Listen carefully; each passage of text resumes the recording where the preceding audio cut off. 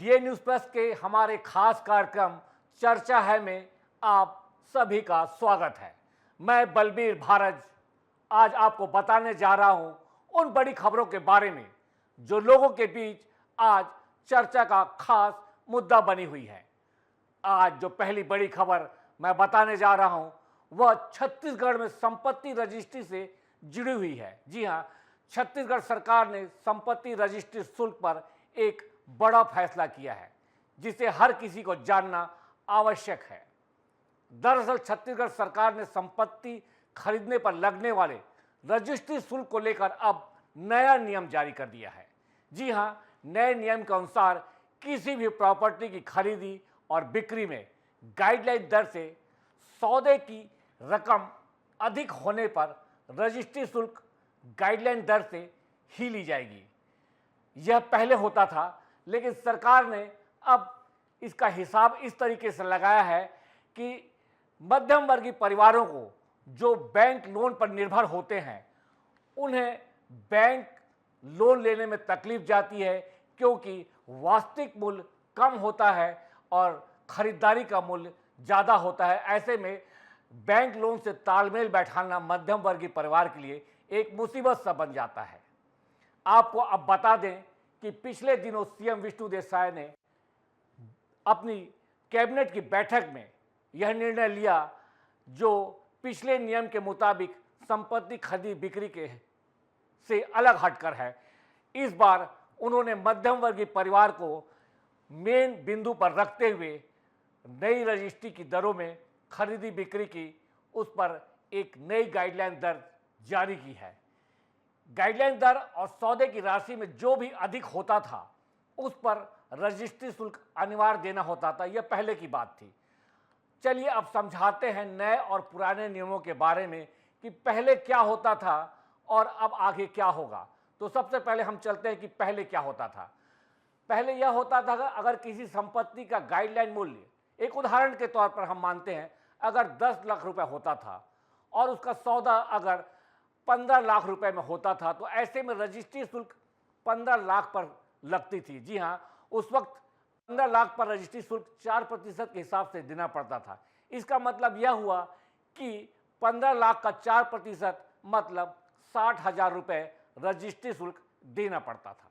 लेकिन अब नए नियम के अनुसार अगर सौदा 10 लाख रुपए की गाइडलाइन वाली प्रॉपर्टी का है और आपस में खरीदे का सौदा 15 लाख में होता है, तो ऐसे में रजिस्ट्री शुल्क 10 लाख का ही देना पड़ेगा, क्योंकि गाइडलाइन में 10 लाख रुपए लिखा है, भले ही आप आपस में सौदा 15 लाख का कर रहे हैं।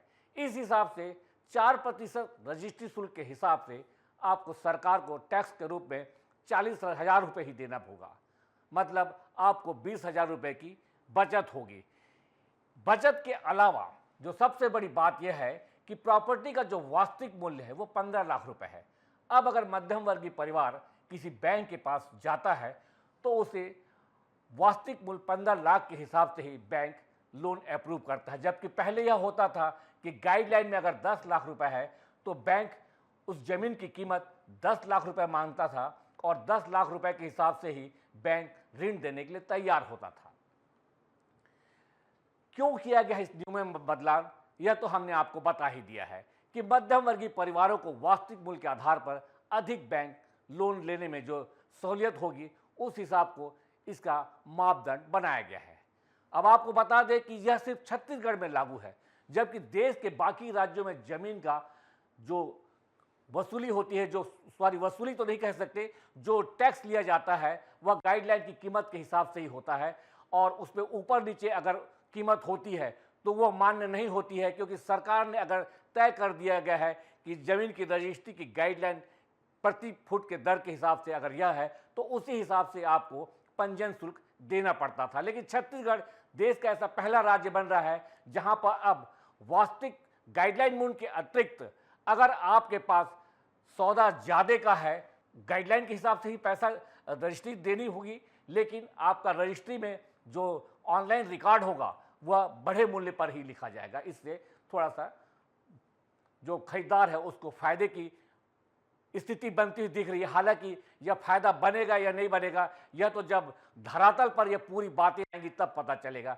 अब आपको बताते हैं कि गाइडलाइन कीमत या इसके आसपास रेट डालकर बाकी का लेन देन अलग करते थे। लोग ये चालाकी करते थे। सरकार ने ये नियम तो बता दिया, मगर अब भी लोग ये कर सकते हैं कि बढ़े हुए रेट में डील हुई उसे डॉक्यूमेंट में ना लिखकर गाइडलाइन रेट पर लिखेंगे। क्योंकि अगर लोग बढ़ा हुआ रेट कागजों में डॉक्यूमेंट पर लिखते हैं, रजिस्ट्री पर लिखते हैं, तो प्रॉपर्टी डील करेंगे तो इनकम टैक्स का बोझ आएगा। इससे बचने के लिए लोग कागज पर कम रकम ही लिख सकते हैं, तो फिर फायदा किसे? जी हाँ, एक बड़ा सवाल उठ रहा है कि अगर आपने पंजीयन शुल्क से बचने की कोशिश की, बैंक से ज़्यादा लोन लेने की अगर आपने कवायद की, लेकिन दूसरी तरफ क्योंकि आपने जो पंजीयन करवाया है वह 10 की जगह अगर 15 लाख का है, तो फिर यह इनकम टैक्स का मुद्दा बन जाएगा। तो ये जो नए नियम हैं, इससे बचने की लोग कोशिश करेंगे, तो इस बचने की कोशिश में रकम कम लिखी जा सकती है। तो कुल मिलाकर यह कहना है कि मध्यम वर्गीय परिवारों को इस नए नियम का कुछ फायदा मिल भी सकता है। अब आपको बताते हैं कि बैंक लोन रजिस्ट्री पेपर में दिखाए गए सौदे के रकम के आधार पर मिलता है और मध्यम वर्गीय परिवार संपत्ति खरीदने के लिए बैंक लोन पर निर्भर रहते हैं। ऐसे में कम सौदा कीमत दिखाए जाने से बैंक लोन भी कम मिलता है। सही रेट लिखने पर ज़्यादा लोन भी मिल सकता है। अगर कभी संपत्ति में कुछ धोखाधड़ी की पाई जाती है तो व्यक्ति विक्रेता से वह मुआवजा पाने का हकदार होता है जो रजिस्ट्री पेपर पर लिखा होता है।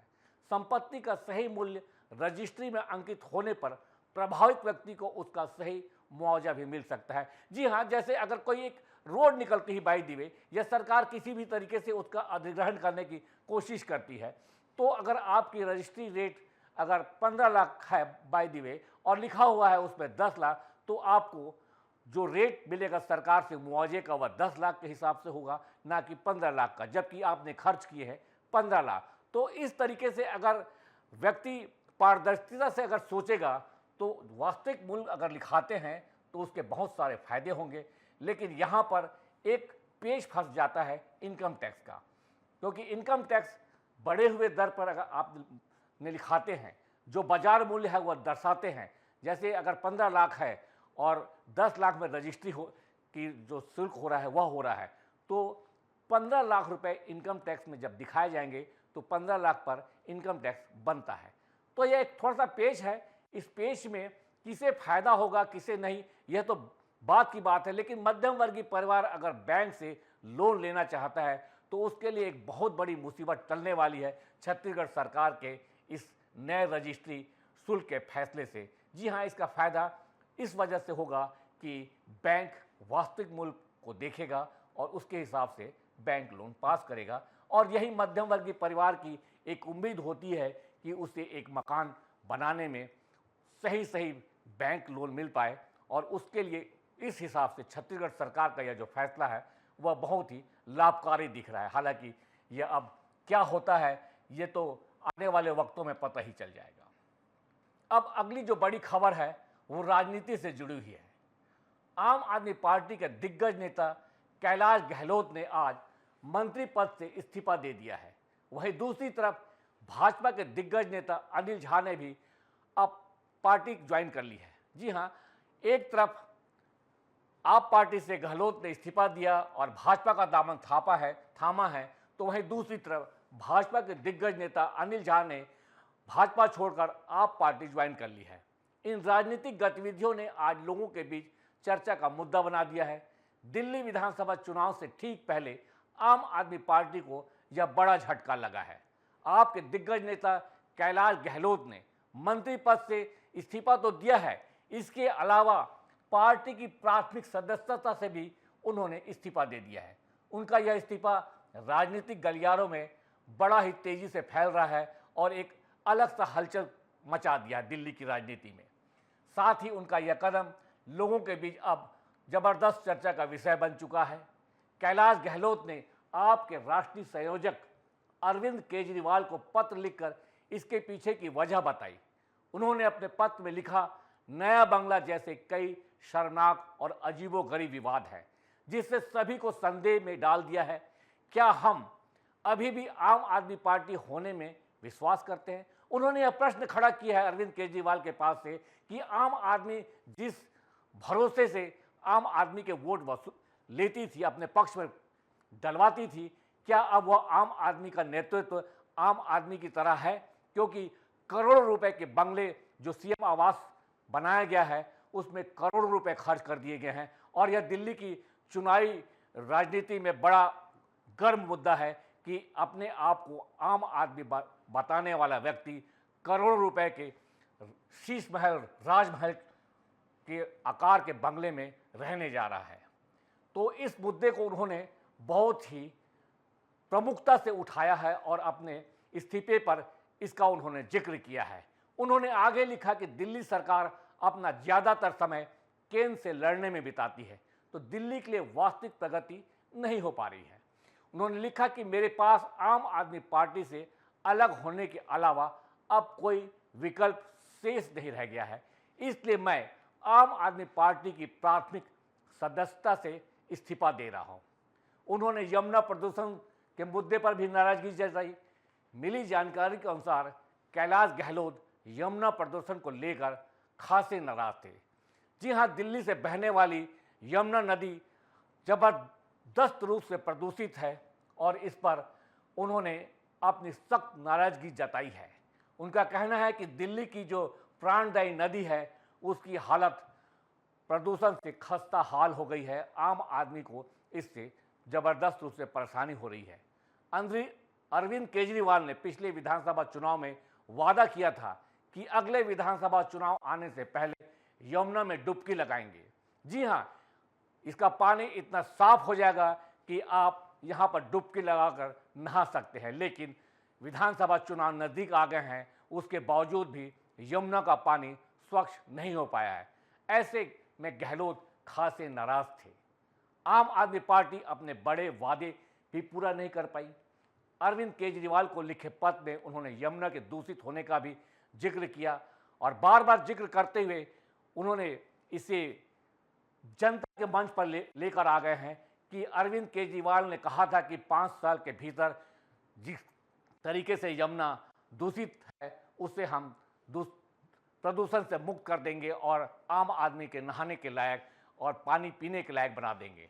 गहलोत ने लिखा, आम आदमी पार्टी गंभीर चुनौतियों का सामना कर रही है, राजनीतिक महत्वाकांक्षा के प्रति प्रतिबद्धता से आगे निकल गई है, जिसके बाद कई वादे अधूरे रह गए हैं। उदाहरण के लिए उन्होंने यमुना का जिक्र किया और कहा कि यह पहले से ज़्यादा प्रदूषित है। आगे लिखा कि मैंने लोगों की सेवा के लिए अपनी राजनीतिक यात्रा शुरू की थी, मैं आगे भी इस यात्रा को जारी रखना चाहता हूं।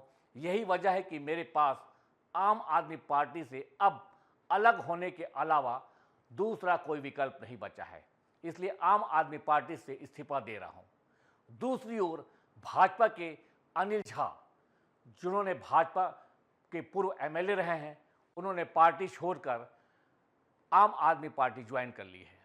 आप संयोजक अरविंद केजरीवाल ने उन्हें सदस्यता दिलाई। आम आदमी पार्टी की सदस्यता दिलाने के बाद अरविंद केजरीवाल ने कहा कि मैं उनका तहे दिल से स्वागत करता हूं। इनके आने से मैं समझता हूं कि पूरे दिल्ली में आम आदमी पार्टी और मजबूत होगी। आपका दामन थामने पर अनिल झा ने कहा कि मेरा सौभाग्य है, मैं अरविंद केजरीवाल को नमन करता हूं। पूर्वांचल के लोगों के लिए, पिछड़े और दलितों के लिए उन्होंने दिल्ली में जो सामाजिक न्याय का ताना बाना बुना है, उसके लिए मैं उन्हें हाथ जोड़कर नमन करता हूं। जी हां, झा ने अरविंद केजरीवाल के सामाजिक न्याय की बात करते हुए उन्हें हाथ जोड़कर नमन करने की बात कही। भाजपा के पूर्व एमएलए के आप में शामिल होने पर अरविंद केजरीवाल ने कहा कि अगर पूर्वांचल का जिक्र करें तो उनमें जो सबसे बड़े नेता हैं अनिल झा उनमें से एक है। उन्होंने पूर्वांचल समाज के लोगों के लिए बहुत काम किया है, चाहे वो सत्ता रहे में या नहीं रहे। यूपी और बिहार में जब हमारे भाइयों बहनों को अच्छी शिक्षा और रोजगार नहीं मिलता था तब वो दिल्ली आते थे, लेकिन वो गरीब की वजह से मौजूदा कॉलोनियों में घर नहीं बना पाते थे। डीडीए गरीबों के लिए घर बनाने में फेल हो गई थी। इसी वजह से दिल्ली में ढेरों कच्ची कॉलोनियों में बस गए। इन कॉलोनियों में पूर्वांचल के लोग सबसे ज़्यादा रहते हैं, जिनमें हमारी सरकार से पहले हालत बहुत ख़राब थी। हमारी सरकार आने के बाद हमने इन कच्ची कॉलोनियों को पक्की कॉलोनियों में बदला और यही वजह है कि हम अनिल झा का अपनी पार्टी में स्वागत करते हैं। तो इस वक्त दिल्ली की राजनीति में विधानसभा चुनाव के पहले घमासान मचा हुआ है, जहां पर आप छोड़कर गहलोत अगर भाजपा ज्वाइन कर रहे हैं तो वही भाजपा के झा भाजपा छोड़कर आम पार्टी ज्वाइन कर रहे हैं। तो यह रही आज हमारा जो मुख्य चर्चा के विषय थे, जिस पर हमने आपको सुनाया कि लोग इसके बारे में क्या चर्चा कर रहे हैं। चर्चा में इसी तरह आप हमारे साथ बने रहिए। कल फिर आपसे किन्हीं और चर्चाओं के लिए लेकर हम आपसे यही मुलाकात करेंगे। तब तक के लिए धन्यवाद। शुभ रात्रि।